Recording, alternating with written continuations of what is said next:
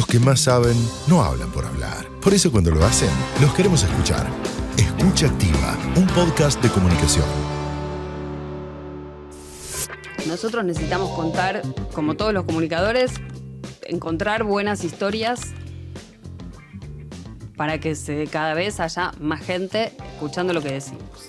Un montón de temas ambientales hasta hace poco nos parecían totalmente ajenos, ¿no?, a la mayoría de las personas que vivimos en las ciudades. Y eso me parece que es un desafío extra. Campañas, causas, proyectos y activismo. ¿Cómo se hace comunicación desde una ONG?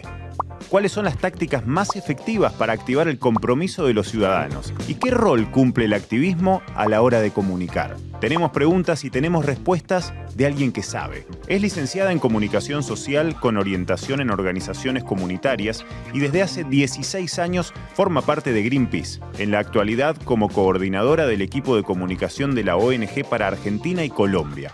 Hoy, en Escucha Activa, hablamos con Mariana Ciaschini sobre comunicación en ONG.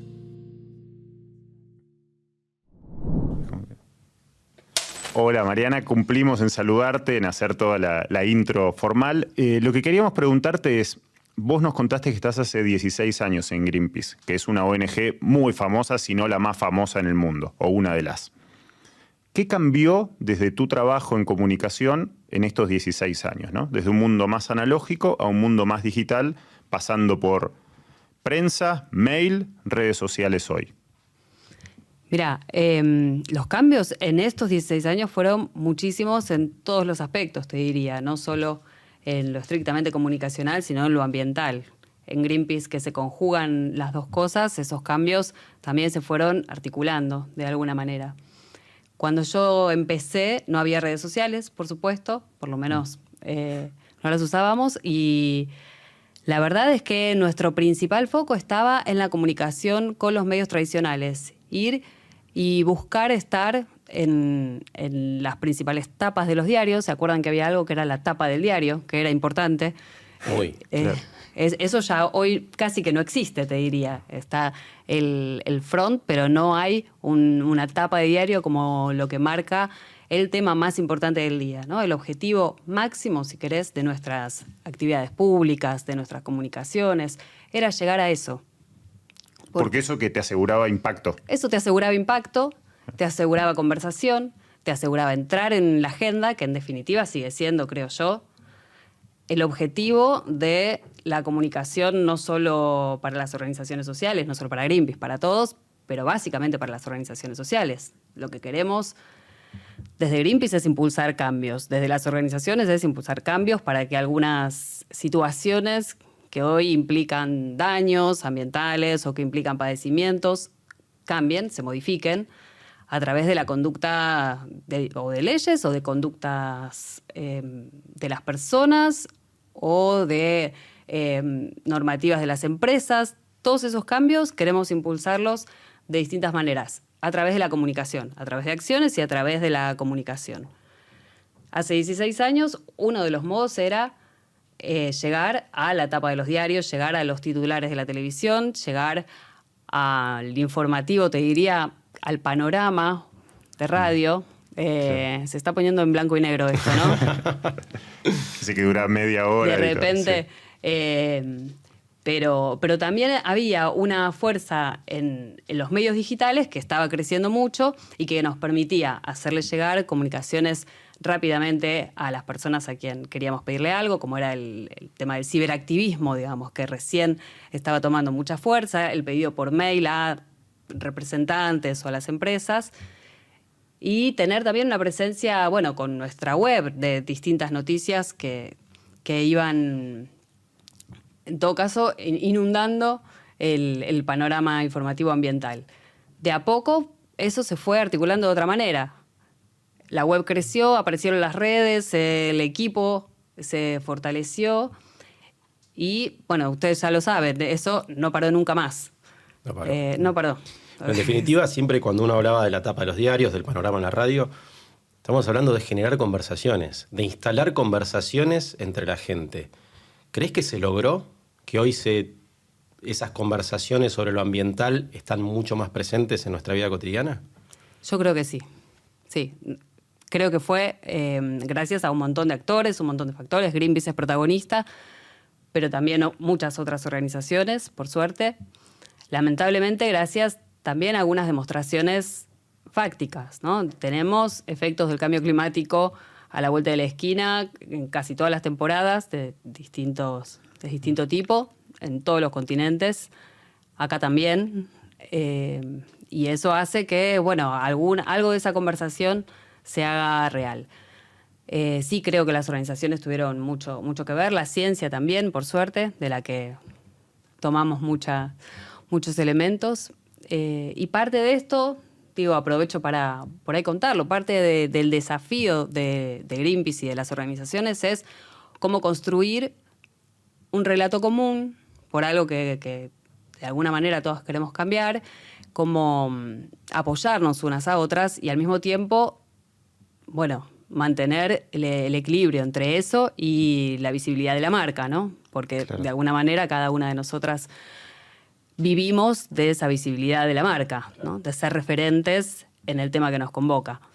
Eso es parte yo creo que de los desafíos de las organizaciones a la hora de comunicar. ¿Y crees que algunas de estas conversaciones se agotan? Tuvimos en un momento la capa de ozono. El agujero en la capa de ozono era la conversación del tema ambiental. Después pasamos, bueno, un poco de la mano con eso, con el derretimiento del casquete polar y que los osos polares estaban quedando sin hábitat, y se habló y como que se agotó. Después llegamos a ya directamente cambio climático, que está por todos lados sustentado por la ciencia, pero como que en un momento se dejó de hablar tanto. Se habla cuando hay una ola de calor muy fuerte y todo, pero ya se agotan esas conversaciones. ¿Qué es lo que pasa? Que tenemos que ir encontrando nuevos temas. Hay algo que es el ciclo de la noticia que creo que les pasa a todos los temas, ¿no? Hay un pico de interés y eso impulsado de alguna manera por quienes quieren que se hable de esos temas y también por quienes viven de la venta de noticias o, bueno, lo han hablado también en otros episodios, ¿no? Eso tiene un ciclo y en algún momento hay que alimentarlo con otra conversación para que eso siga viviendo, me parece. Y es difícil, es súper difícil. Te puedo asegurar, hace 16 años que hablamos de proteger los bosques. Los bosques que se destruyen siguen siendo más o menos en la misma zona y tenemos que encontrar todo el tiempo historias, lamentablemente las encontramos, para seguir hablando de eso. Lo mismo pasa con el petróleo, lo mismo pasa con todo. Ahora, esas conversaciones se agotan un poco por eso y un poco porque yo creo que hay cierto nuevo descreimiento de esos temas que tendremos que combatir, que tendremos que revisar para ver cómo abordar de nuevo temas que creíamos que estaban ya instalados, ya saldados y de alguna manera se ven puestos en cuestión, ¿no? Una consulta relacionada con eso, ¿no? Como profesional de la comunicación, cuando vos arrancás el año, ¿cómo es tu planificación? ¿Cómo son tus objetivos? Por ejemplo, vos decís, a ver, este año quiero hablar de estos 5 temas que generen tal cosa, o decís, bueno, tengo estos temas, pero además me subo a tales conversaciones, o trato de generar potencia con esto. ¿Cómo sería esa parte? Greenpeace es una organización que comunica, te diría, desde casi todas las áreas, ¿no? Los activistas que van y se cuelgan y despliegan un cartel, las personas que hablan directamente con los socios y establecen esa conversación, digamos, con los donantes, porque el financiamiento viene de personas que hacen su aporte, ¿no? Solamente de eso. Entonces hay que mantener esa información de manera constante. Y también en redes sociales y también en medios. Todas esas personas, en algún momento, tenemos que articular cómo salen los mensajes de la organización. Y esto que vos decís es muy difícil, digamos, mantener, por un lado, los temas que nosotros necesitamos, que creemos que tienen que ser instalados, las urgencias ambientales más urgentes, las urgencias más inminentes, digamos, y por otro lado, los temas que aparecen, claro, que nos corren de esa agenda muchas veces, no coinciden, la verdad. Por distintos motivos geográficos, a veces hay emergencias muy lejos, por ejemplo, de las ciudades centrales, que sabemos no son relevantes, digamos, para la agenda hasta que de alguna manera los toca o por distintos motivos.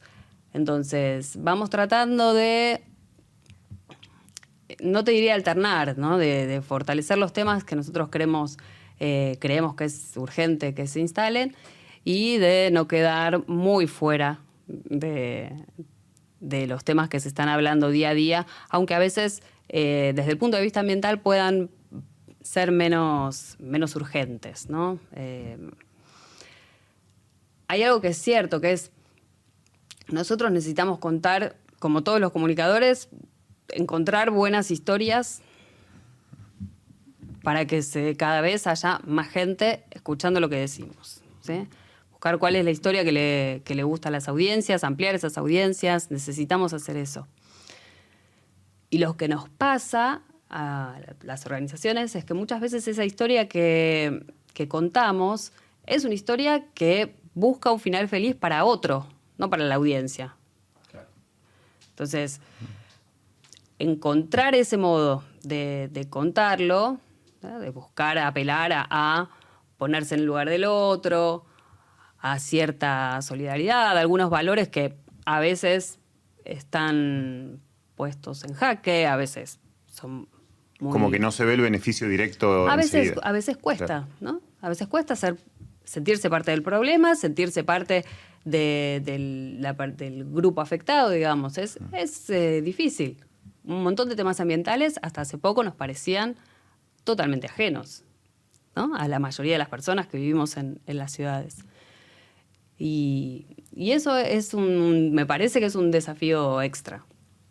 Claro. Yendo un poco a esto de cómo se planifica, cómo se estructura la comunicación de la organización, ¿tienen algún tipo de restricción en el tono de, por ejemplo, una protesta? Estoy pensando, te llevo un ejemplo muy puntual, que creo que no es de Greenpeace, pero eran ambientales las protestas, cuando le tiran sopa, creo que fue, a la Gioconda. Sí. Y eso, más que generar un consenso, o sea, genera muchísima visibilidad, es la Gioconda, o sea, pero más que generar un consenso, genera cierta reacción adversa de esa confrontación tan abierta. No sé cuánto llama la atención de la sociedad, pero no sé cuánto la convoca a apoyar una... ¿Ustedes tienen como restricciones en el tono? ¿No nos pasemos de acá? Mirá, en principio te diría, no voy a opinar de esas actividades porque en realidad no me gusta opinar de actividades que hacen otras organizaciones. O sea, siento que no corresponde. Nosotros tenemos... Sí, a ver, primero, hay una identidad de Greenpeace que incluye, más que nada, hacer acciones que no sean violentas, ¿no? Eso es parte del ADN de la organización.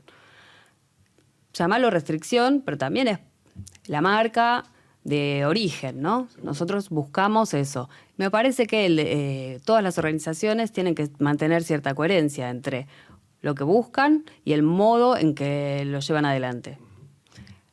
Intentamos eso, de alguna manera, que las acciones puedan a veces ser confrontativas, sí, a veces pueden tener un tono un poco más elevado que las que hacen otras organizaciones, y a veces, bueno, a lo mejor no encontramos ese tono elevado suficiente para llamar la atención y al mismo tiempo, pero lo buscamos todo el tiempo. Tiene que respetar eso, digamos, ser una acción pacífica, que no ponga en riesgo a las personas, que no ponga en riesgo a las personas que participan y al entorno, ¿no? De alguna manera.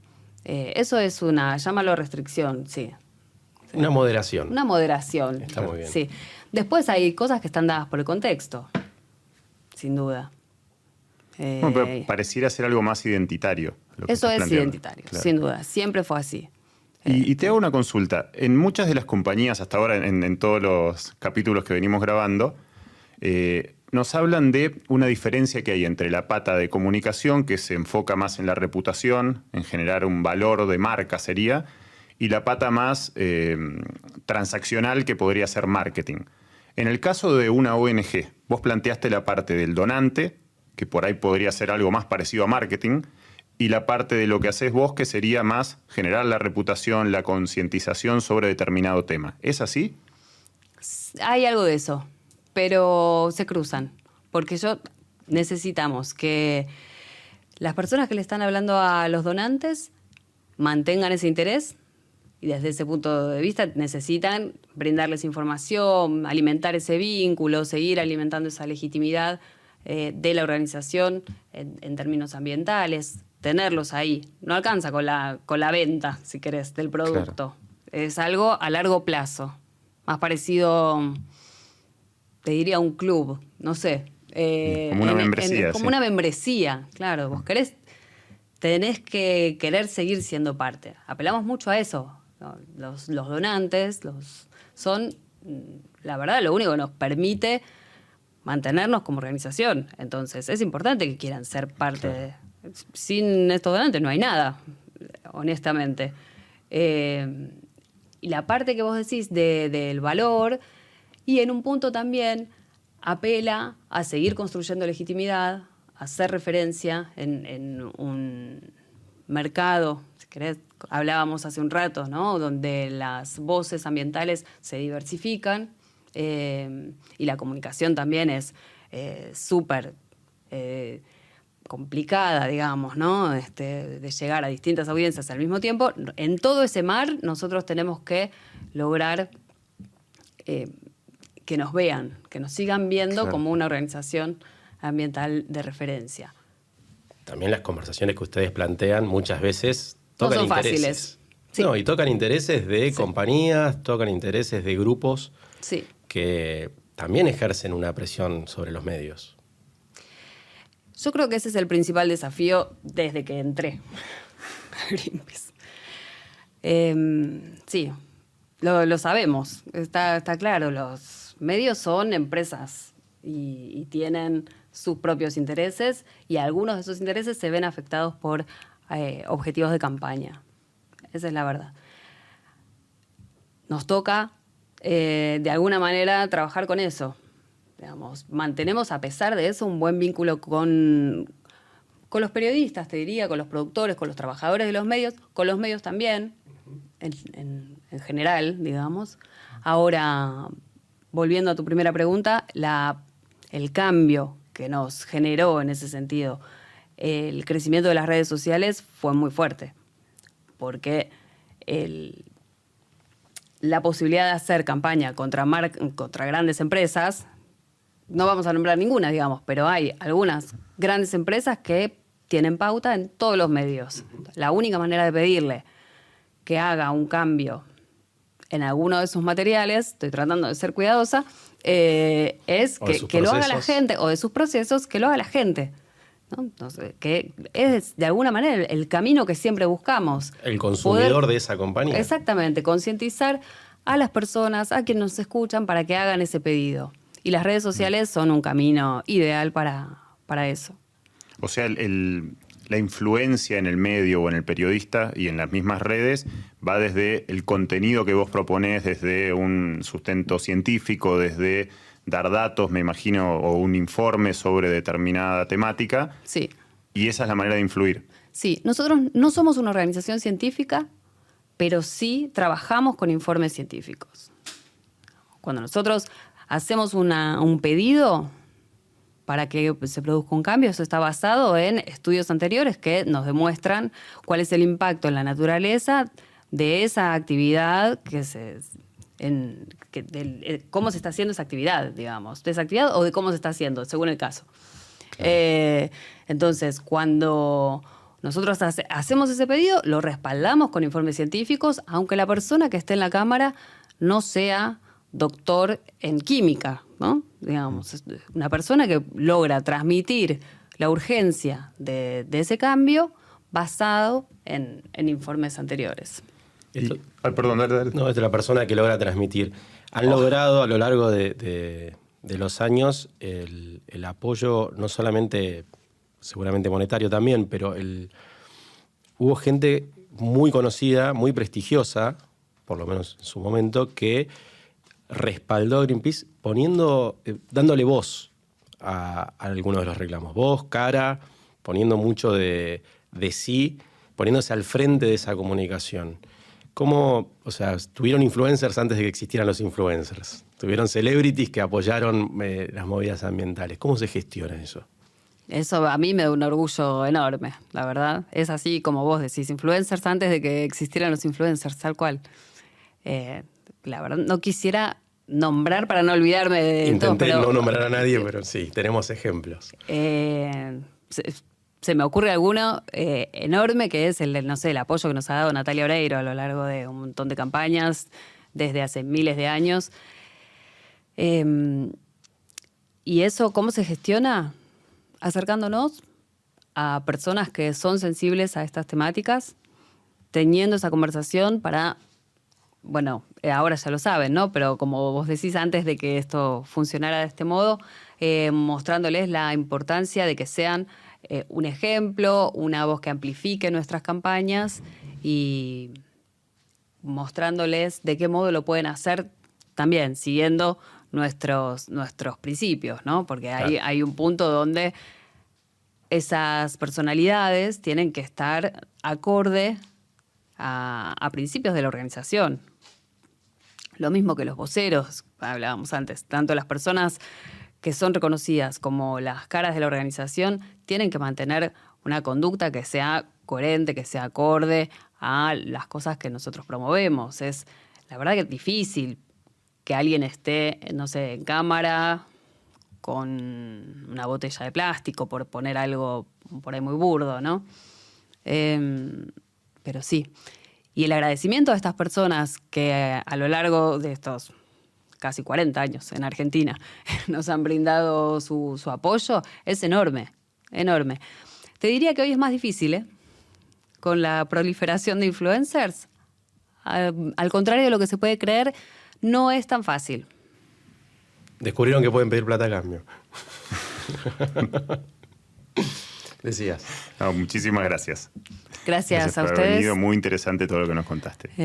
Les agradezco mucho, la verdad que es una oportunidad enorme, pero bueno, voy a seguir viendo los capítulos para compartir con otros comunicadores estas visiones. Un placer Gracias. escucharte. Gracias.